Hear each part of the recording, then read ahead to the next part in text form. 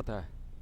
नमस्कार दोस्तों, मैं आलोक सिंह कोचिंग जंक्शन के इस प्लेटफॉर्म से आपको प्रणाम करता हूं, नमस्ते करता हूं और यह उम्मीद करता हूं कि आप लोग इस कोरोना महामारी के दौर में स्वस्थ होंगे, मस्त होंगे और अपना केयर कर रहे होंगे। पढ़ाई लिखाई करते रहिए क्योंकि एग्ज़ाम्स अपने शेड्यूल पर होगा। महीने 2 महीने अगर टलता भी है तो उससे कोई बहुत आप ये मत सोचेगा कि हमारे लिए बहुत टाइम मिल गया है। वह टाइम सबके लिए मिलता है, हर कॉम्पिटिटर के लिए मिलता है। प्रत्येक प्रतियोगी उस टाइम का यूटिलाइज करना चाहेगा, तो इसलिए आप भी उसमें पीछे न रहिए। तो आपको मित्रों कल पढ़ाया जा रहा था कि भारतीय संविधान की जो विशेषताएं हैं, ठीक है ना, तो तमाम चीज़ें उसमें बताई गई थी। आपको बताया गया भारतीय संविधान के अंतर्गत कि जो इसकी प्रमुख विशेषताएं हैं उसके अंतर्गत अगर हम देखें तो कह रहा है कि संविधान में क्या क्या जोड़ा गया था। तो समाजवादी, पंथ निरपेक्ष,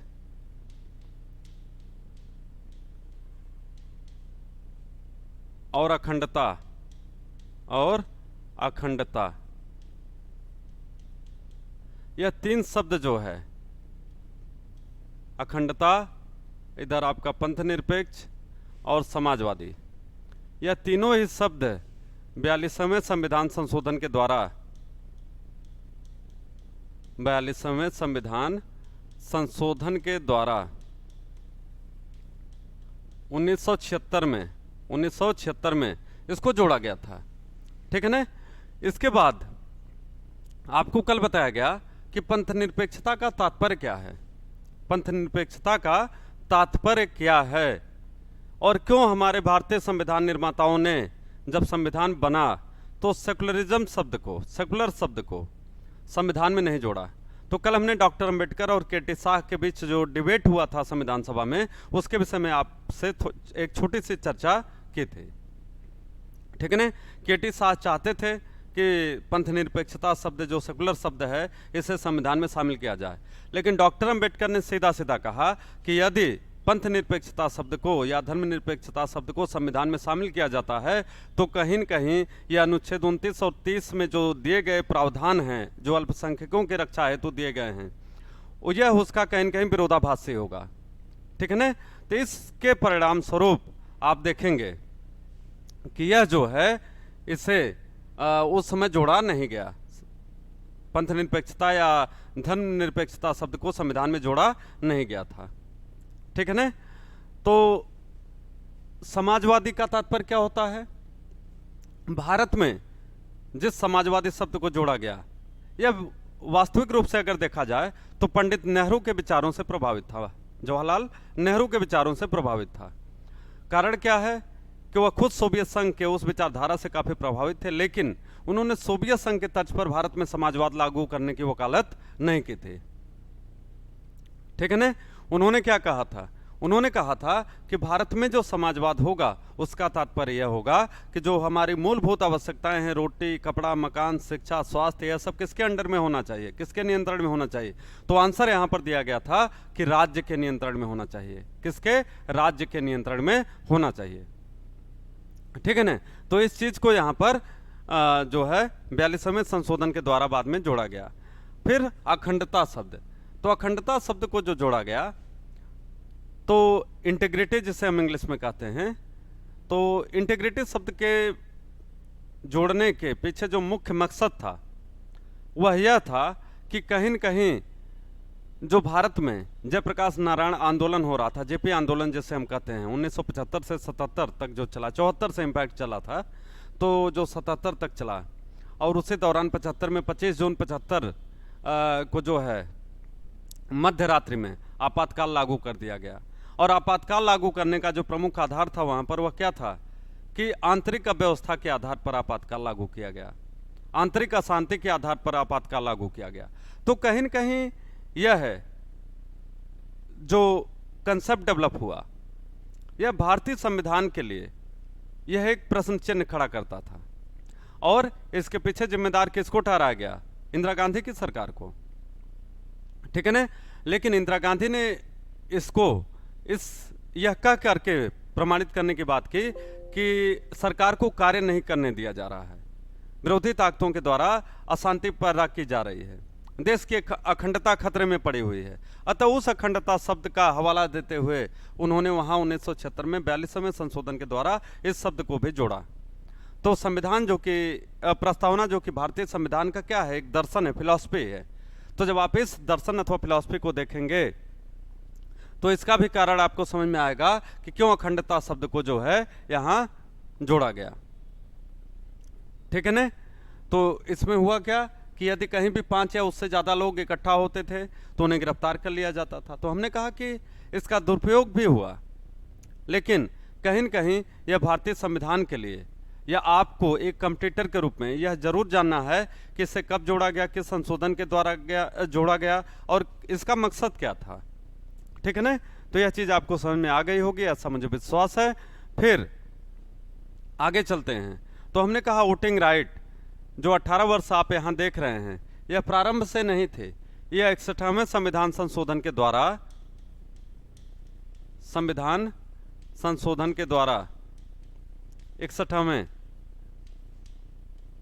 1988 में इसको जो है वोटिंग राइट जो है वो 18 से कितनी कर दी गई, 21 वर्ष से घटाकर 18 वर्ष कर दी गई।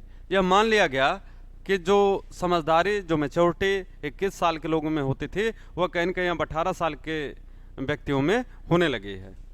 तो अतः जो है वहाँ पर वोटिंग राइट उसको घटा करके कितना कर दिया गया, 18 वर्ष। तो यह बहुत इंपॉर्टेंट संशोधन है, यह पूछा जाता है 42वां संविधान संशोधन क्या क्या हुआ, प्रस्तावना में क्या क्या जोड़ा गया, यह भी आपसे पूछा जाता है। ठीक है ना। तो आपको यह चीज़ें ध्यान में रखनी है। आगे क्या कह रहा है, आयरलैंड के संविधान के प्रतिमान के आधार पर, मतलब वहाँ के संविधान के आधार पर नीति निर्देशक सिद्धांतों, डायरेक्टिव प्रिंसिपल्स को भी संविधान में जोड़ा गया। डायरेक्टिव प्रिंसिपल्स को भी संविधान में जोड़ा गया। ठीक है ना। तो डायरेक्टिव प्रिंसिपल्स को, नीति निर्देशक तत्वों को संविधान में जोड़ने का मकसद क्या था कि राज्य को एक कल्याणकारी राज्य बनाने के दिशा में एक कदम था। कल्याणकारी राज्य या जिसे हम कहते हैं वेलफेयर स्टेट, जिसे कहा जाता है वेलफेयर स्टेट। ठीक है ना। वेलफेयर स्टेट, कल्याणकारी राज्य स्थापित करने का एक प्रयास किया गया, इसको बनाने का प्रयास किया गया। तो यह भी आपके लिए बड़ा महत्वपूर्ण है कि कल्याणकारी राज्य क्या है। ठीक है। तो इन तमाम चीज़ों को मित्रों आपको देखते जाना है। कल्याणकारी का तात्पर्य होता है कि हम निजीकरण का विरोध पूर्ण रूप से नहीं करते, लेकिन कहीं न कहीं जो हमारी मूलभूत आवश्यकताएं हैं वह सरकार के नियंत्रण में होनी चाहिए। जैसे रोटी है, कपड़ा है, मकान है, शिक्षा है, बेरोजगारी है, यह तमाम चीज़ें, सड़क है, परिवहन की जो आप बात करते हैं, पानी है, पेयजल है, यह सब किसके नियंत्रण में होना चाहिए, तो यह है सरकार के नियंत्रण में होना चाहिए। ठीक है ना। तो यह भी एक कंसेप्ट यहाँ पर दिया गया। अगर आपसे पूछा जाए कल्याणकारी राज्य का जनक कौन है, राजनीति शास्त्र के विद्यार्थियों के लिए विशेष रूप से जरूरी है, तो कल्याणकारी राज्य का जनक किसे कहा जाता है, टी.एच. ग्रीन को कल्याणकारी राज्य का जनक टी.एच. ग्रीन, थॉमस हिल ग्रीन को कहा जाता है। ठीक है ना। यह आपके लिए महत्वपूर्ण है। यह भी तो भाग 4 जिसे हमने कहा भारतीय संविधान के भाग 4 अनुच्छेद 36 से 51 जिसे आपको पढ़ाया गया है, यह है जिसे आपको पढ़ाया जाएगा आगे। यह भाग 4 जो है कल्याणकारी राज्य का मार्ग प्रशस्त करता है। ठीक है ना। कल्याणकारी राज्य की तरफ बढ़ाया गया एक कदम है। यह भी चीज आपको यहां पर याद रखनी है। आगे हम देखते हैं। तो आगे अगर हम बात करें तो कह रहा है कि भारतीय संविधान के स्रोत,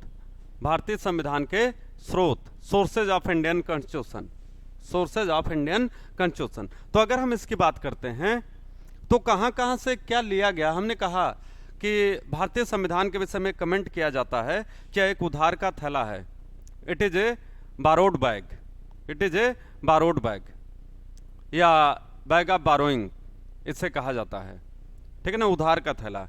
तो जो उधार का थैला इसे कहा जाता है, इसमें आप यह ध्यान दीजिएगा क्या क्या चीजें कहां से ली गई हैं, यह महत्वपूर्ण है। तो कह रहा है कि कनाडा के संविधान से क्या लिया गया, कह रहा है कि अवशिष्ट शक्तियां जो है, रेसिड्यूरी पावर्स, रेसिड्यूरी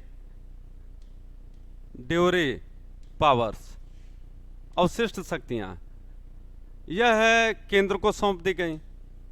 अवशिष्ट शक्तियां क्या होती हैं, तो कहता है कि अवशिष्ट शक्तियां वह हैं, अवशिष्ट शक्तियां वह हैं जो न राज्य सूची में शामिल हों, न समवर्ती सूची में शामिल हों, और न ही संघ सूची में शामिल हों, ठीक है ना, जो कहीं पर भी शामिल न हो तीनों सूचियों में, जो समय विशेष के साथ डेवलप होती रहती हैं, विकसित होती रहते हैं। तो यहाँ पर यह चीज़ आपको ध्यान देनी है।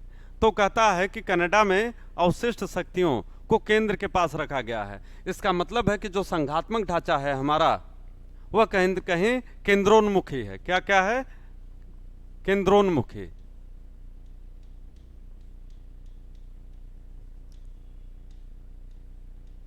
संघ की बात यहां पर की गई है, ठीक है ना, केंद्रोन्मुखी संघ की बात यहां पर की गई है कि ऐसा संघ जो केंद्र को ज्यादा शक्तियां देता है, ऐसा संघ जो केंद्र को ज्यादा शक्तियां देता है, यह चीज यहां पर आपको देखने को मिलेगी।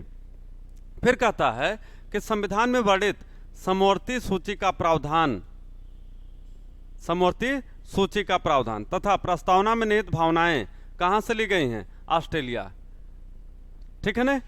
तो समवर्ती सूची सीधा याद रखना है, समवर्ती सूची यह कहां से, ऑस्ट्रेलिया से, ऑस्ट्रेलिया से ली गई है, ठीक। और प्रस्तावना में, प्रेम्बल में जो भावना निहित है, जो उद्देश्य निहित है, यह कहां से लिया गया है, तो इसको कहता है ऑस्ट्रेलिया के संविधान से इसे लिया गया है। यह भी चीज आपको याद रखनी है। तो पहला क्या कह रहा है, अवशिष्ट शक्तियां किसके अंदर में है, कहता है केंद्र से लिया गया, कनाडा से लिया गया है, केंद्र के पास होगी, क्योंकि कनाडा के संविधान में भी यह उपबंध किया गया है कि जो अवशिष्ट शक्तियां हैं वह केंद्र के पास हैं।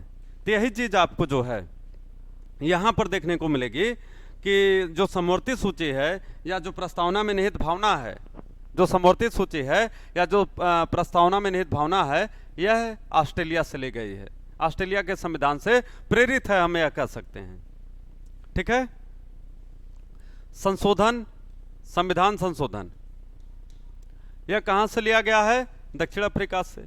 तो अनुच्छेद 368 के अंतर्गत जो आप संविधान संशोधन देखते हैं भारतीय संविधान में, अनुच्छेद 368 में क्या दिया गया है, संविधान संशोधन, बहुत इंपॉर्टेंट है, संविधान संशोधन, कॉन्स्टिट्यूशनल अमेंडमेंट, ठीक है ना। यह कहां से लिया गया है, कहता है कि इसका जो उपबंध है, जो तरीका है, यह किस संविधान से प्रेरित है, दक्षिण अफ्रीका के संविधान से, ठीक है ना। तो वहां पर कैसे संशोधन होता है संविधान में दक्षिण अफ्रीका में, ठीक उसी तर्ज पर भारत में भी संविधान संशोधन की जो प्रक्रिया है मित्रों, यह लिया गया है, ठीक है। आगे अगर हम बात करें तो कहता है कि भारतीय संविधान में आपातकाल का जो उपबंध है, इमरजेंसी प्रोविजंस, इमरजेंसी प्रोविजंस, ठीक है ना, यह जर्मनी के वीमर संविधान से लिया गया है। कहां से, जर्मनी के वीमर संविधान से। वीमर, जर्मन के संविधान का नाम, जर्मनी के संविधान का नाम क्या है, वीमर, वीमर, इंग्लिश में आप देखें WEIMER, वीमर संविधान, वीमर कॉन्स्टिट्यूशन, ठीक है ना। तो जर्मनी के संविधान की बात या वीमर कॉन्स्टिट्यूशन की बात हम करते हैं तो वीमर शब्द दिया है, तो आपको यह समझ लेना होगा कि जर्मनी के संविधान की बात हो रही है, ठीक है। तो वहां से जो है आपातकालीन या इमरजेंसी जो प्रोविजंस हैं वह दिए गए हैं। इमरजेंसी आप देखिए कि अनुच्छेद 352, 356, और 360 के अंतर्गत दिया गया है। अनुच्छेद 352, 356, 360। 352 में राष्ट्रीय आपातकाल की बात हो रही है, 356 में राज्यों में आपातकाल की बात हो रही है, और 360 के अंतर्गत जो बात हो रही है इमरजेंसी की, आपातकाल की, वह वित्तीय आपातकाल की हो रही है, फाइनेंशियल इमरजेंसी की बात हो रही है वहां पर। ठीक है, इस चीज को भी आपको याद रखना है। फिर आगे हम लोग देखते हैं, इसको हमने कहा कि कलम और कॉपी ले रही है, पेन और कॉपी आपके पास होनी चाहिए, इसे नोट करते जाइए। कई बार क्या होता है कि जब चीज़ें एक साथ हम पढ़ते पढ़ते ज़्यादा पढ़ने लगते हैं तो पीछे की चीज़ें मिस होने लगती हैं। तो जब शॉर्ट में आप लिखे रहेंगे, खास करके उन चीज़ों को जिन्हें आप भूल सकते हैं, जो आपको नहीं पता है, तो ऐसा करने से आपको रिवीजन करने में आसानी रहेगी। ठीक है ना, और आप एग्जाम में स्कोर भी करेंगे। तो इस चीज़ को भी आप ध्यान में रखिए, इसलिए पेन और कॉपी को साथ में रखे रहा करिए, और यह मेरी आपसे रिक्वेस्ट है, तो आप एग्जाम में निश्चित रूप से अच्छा करेंगे।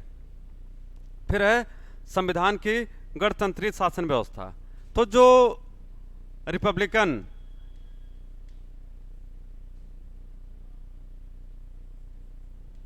कंसेप्ट है, यह कहां से लिया गया है? कहता है फ्रांस की शासन व्यवस्था से। फ्रांस में गणतंत्र है, रिपब्लिकन सिस्टम है, रिपब्लिकन, तो यह वहां से लिया गया है। ठीक है ना, तो गणतंत्र का अगर हम कहें कि पहचानने का तरीका, तो कैसे आप पहचाने कि गणतंत्र क्या है, उसका मूल तत्व क्या है? तो गणतंत्रात्मक व्यवस्था में कहता है कि जो हमारा राष्ट्राध्यक्ष है, राष्ट्र का प्रमुख है, राष्ट्र का प्रमुख, वह है निर्वाचित होना चाहिए, निर्वाचित होना चाहिए। Head of the state must be elected, head of the state must be elected. तो अगर किसी देश में जो वहां का सर्वोच्च पद है वो इलेक्शन के द्वारा भरा जाता है, फिल किया जाता है, तो आप यह कह सकते हैं कि यहां पर रिपब्लिक है या गणतंत्र है। तो इसलिए इंग्लैंड को क्या कहा जाता है कि इंग्लैंड गणतंत्र नहीं है। तो प्रश्न आता है कि निम्नलिखित में से कौन गणतंत्र नहीं है? तो एक ऑप्शन वहां पर इंग्लैंड भी रहेगा, तो ध्यान रखिएगा, इंग्लैंड गणतंत्र नहीं है। या कभी कभी ऐसे भी प्रश्न आता है कि निम्नलिखित में से कौन गणतंत्र है, निम्नलिखित में से कौन गणतंत्र है। तो आपको याद रखना होगा कि ऐसे कौन से देश हैं जहां पर चुनाव नहीं होता, जो राष्ट्र का प्रमुख है, राष्ट्राध्यक्ष है, वह चुनाव के द्वारा निर्वाचित होकर के नहीं आता है। तो अरब के जितने भी देश हैं उनमें कोई भी गणतंत्र नहीं है। ठीक है ना। इसके बाद अगर हम बात करते हैं आपके पड़ोसी देशों में, भूटान के गणतंत्र नहीं है। ठीक है, तो यह तमाम चीज़ें आपको याद रखनी है। तो गणतंत्र जब हम कहेंगे तो यहाँ फ्रांस से लिया गया है, तो फ्रांस को याद रखना है आपको। ठीक है ना। इसके बाद कहता है संविधान के अंतर्गत जो मूल कर्तव्य, फंडामेंटल ड्यूटीज दी गई हैं, यह कहाँ से प्रेरित है? तो कहता है सोवियत संघ के संविधान से। इसे भी कब जोड़ा गया? 42वें संविधान संशोधन के द्वारा, 42वें संविधान संशोधन के द्वारा, 42वें संविधान संशोधन के द्वारा 1976 में, 1976 में। और किसके रिकमेंडेशन पर? कहता है सरदार स्वर्ण सिंह कमेटी की रिपोर्ट के आधार पर, सरदार स्वर्ण सिंह कमेटी की रिपोर्ट के आधार पर इसे जोड़ा गया है यहां पर। ठीक है। भारतीय संविधान की कहता है कि लगभग 200 धाराएं कहां से ली गई हैं? तो कहता है भारत सरकार अधिनियम 1935 के अंतर्गत यह लिया गया है। भारत सरकार अधिनियम 1935 के अंतर्गत क्या लिया गया है वहां से? तो कहता है भारतीय संविधान के करीब 200 से ज्यादा अनुच्छेद वहीं से कॉपी किए गए हैं। तो मित्रों, इस प्रकार से देखा कि बहुत सारी चीजें, यह जो आपको कम दिख रही थी, इसको भी मैंने एक व्याख्या के माध्यम से या एक आपको और ज़्यादा बताते हुए यहाँ पर सारी चीज़ें आपको क्लियर की। मैंने अपने तरफ से यह भरसक प्रयास किया कि आपको कहीं कोई डाउट ना हो। ठीक है ना। तो इस चीज़ को जो है आप याद कर जाइए, इसको समझ लीजिए। इसके बाद आगे थोड़ा सा हम लोग देखते हैं। तो आगे जब हम देखते हैं तो यहाँ पर ऐसे कह सकते हैं कि भारतीय संविधान में और तमाम ऐसे उपबंध थे, और तमाम ऐसे उपबंध हैं जिन्हें क्या कहा जाता है कि यह जो है कहीं न कहीं किसी न किसी संविधान से प्रेरित हैं। ठीक है, तो अब आगे अगर हम लोग बात करें, हमने कहा अगर आगे हम लोग बात करें तो आप देखेंगे कि ठीक है ना, तो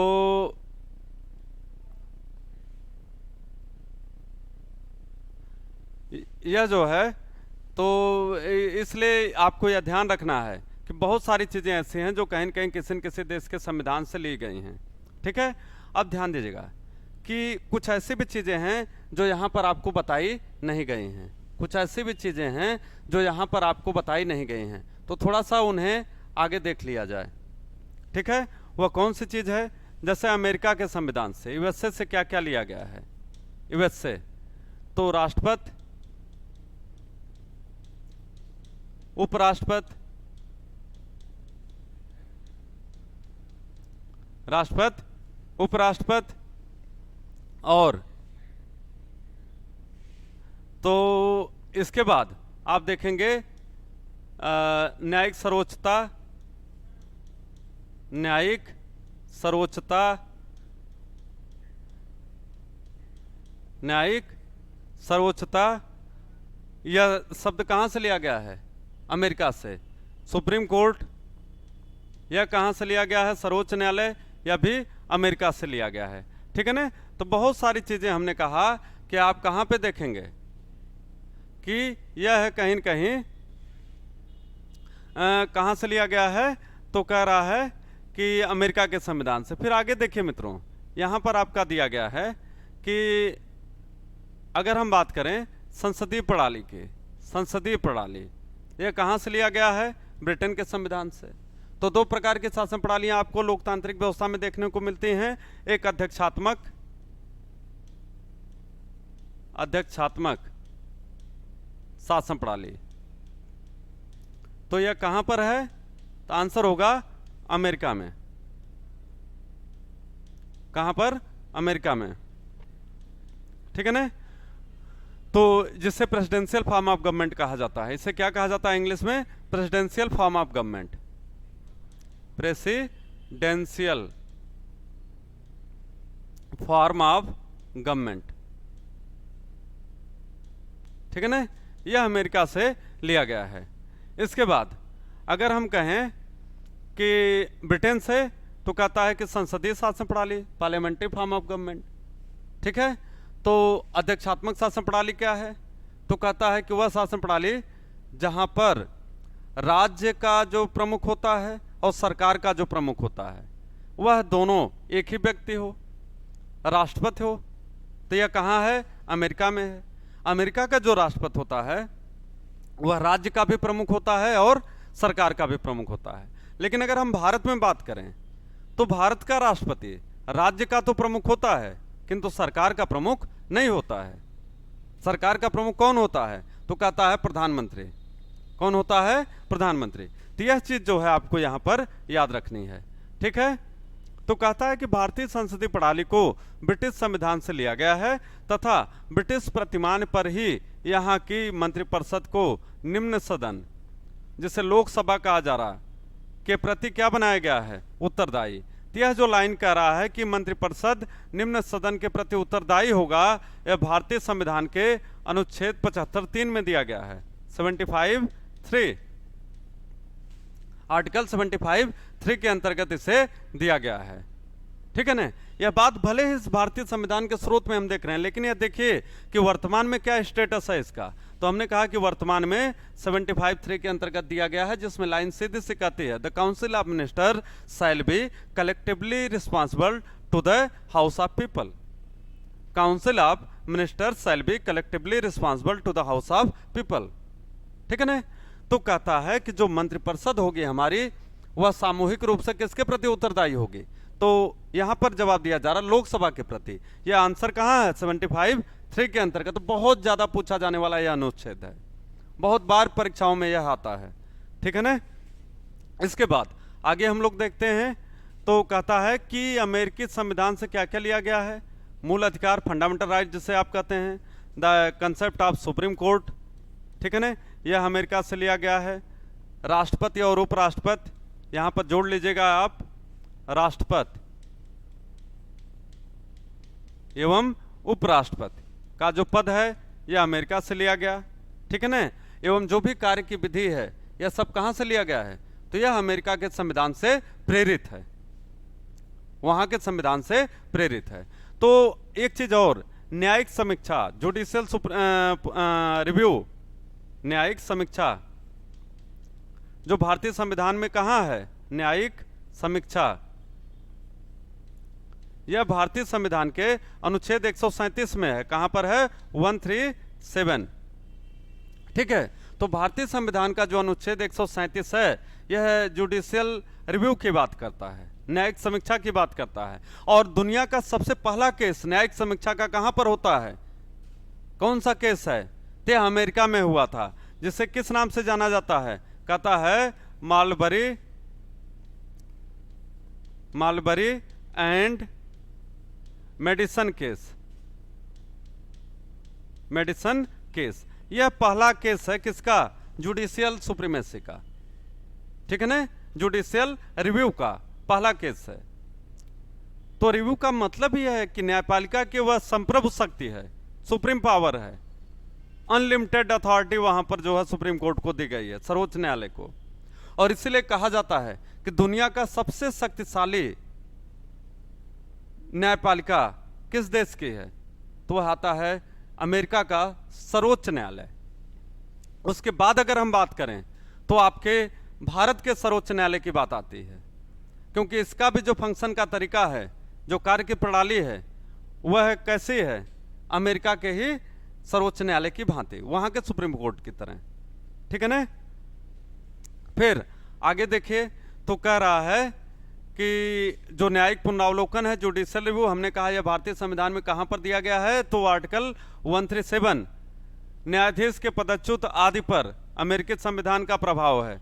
तो न्यायाधीशों को कैसे उनके पदों से हटाया जाता है संवैधानिक कदाचार के आरोप पर, तो कैसे हटाया जाता है न्यायाधीशों के, सर्वोच्च न्यायालय या उच्च न्यायालय के, they are removed from their post by the process of on the ground of constitutional